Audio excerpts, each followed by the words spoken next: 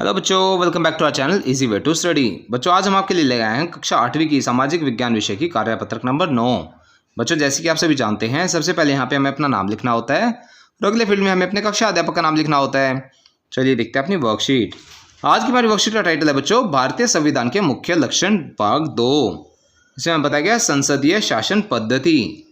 अब भारत का संविधान अपने सभी नागरिकों को वोट डालने का अधिकार देता है। संविधान सभा के सदस्यों को एहसास महसूस हुआ कि स्वतंत्र संघर्ष ने भारतीय जनता को वयस्क मताधिकार का प्रयोग करने के योग्य बना दिया है। उन्हें विश्वास था कि इससे लोकतांत्रिक सोच और तौर तरीकों को प्रोत्साहन मिलेगा, साथ ही जाति, धर्म और लिंग आदि के फर्क पर आधारित असमानता की बेड़ियों को भी तोड़ा जा सकता है। सार्वभौमिक मताधिकार का मतलब है कि अपने प्रतिनिधियों के चुनाव में देश के सभी लोगों की सीधी भूमिका होना और प्रतिनिधि जनता के प्रति जवाबदेह होते हैं। इस प्रकार संसदीय शासन पद्धति जनता की शासन पद्धति बन जाती है। इसका बच्चों हमें बताया गया शक्तियों का बंटवारा। संविधान के अनुसार राज्य के 3 अंग हैं, विधायिका, कार्यपालिका और न्यायपालिका। विधायिका क्या होता है बच्चों? विधायिका में जनता द्वारा निर्वाचित प्रतिनिधि होते हैं जो कानून का निर्माण करते हैं। कार्यपालिका में ऐसे लोग होते हैं जो कानून को लागू करने और शासन चलाने का काम देखते हैं।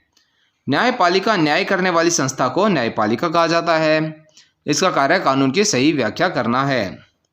इसका बच्चों राज्य की किसी भी शाखा द्वारा शक्तियों के दुरुपयोग को रोकने के लिए ही यह प्रावधान किया गया है कि इन सभी अंगों की शक्तियां एक दूसरे से अलग होंगी। शक्तियों के इस प्रकार बंटवारे के आधार पर प्रत्येक अंग दूसरे अंग पर अंकुश रखता है और इस तरह तीनों अंगों के बीच सत्ता का संतुलन बना रहता है।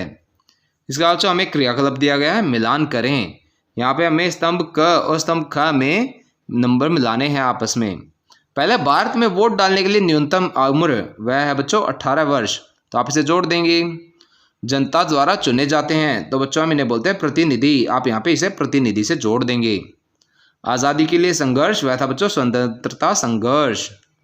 कानून बनाने वाली संस्था तो वह होती है बच्चों विधायिका। कानून को लागू करने वाली संख्या वह होती है बच्चों कार्यपालिका। और कानून की सही व्याख्या और न्याय करने वाली संस्था को बोलते हैं हम न्यायपालिका। आगे चलते हैं। इसके बाद बच्चों हमें कुछ और प्रश्न दिए गए हैं, चलिए देखते हैं इन प्रश्नों के उत्तर। पहला प्रश्न, सार्वभौमिक मताधिकार से आप क्या समझते हैं?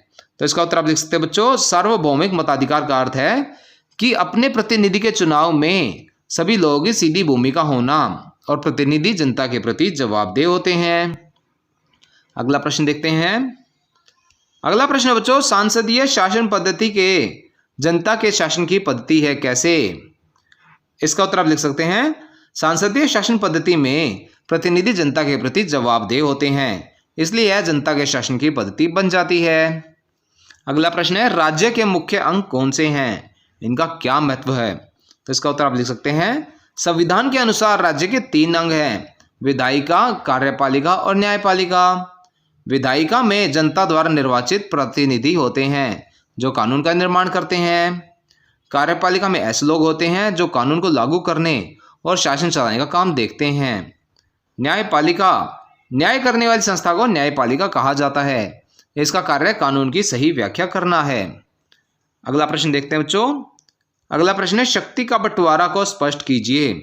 तो इसका उत्तर आप लिख सकते हैं, राज्यों में शक्तियों के दुरुपयोग को रोकने के लिए शक्तियों का बंटवारा किया गया है, जिससे सभी अंगों की शक्तियां एक दूसरे से अलग होंगी और एक अंग दूसरे अंग पर अंकुश रखता है, जिससे तीनों अंगों के बीच सत्ता का संतुलन बना रहता है।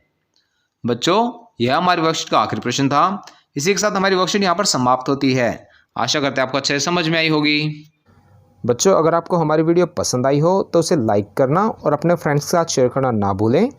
साथ ही अगर आपका कोई क्वेश्चन है तो उसे आप कमेंट सेक्शन में ज़रूर पूछें, हम आपके क्वेश्चन को जल्द से जल्द आंसर करने की कोशिश करेंगे।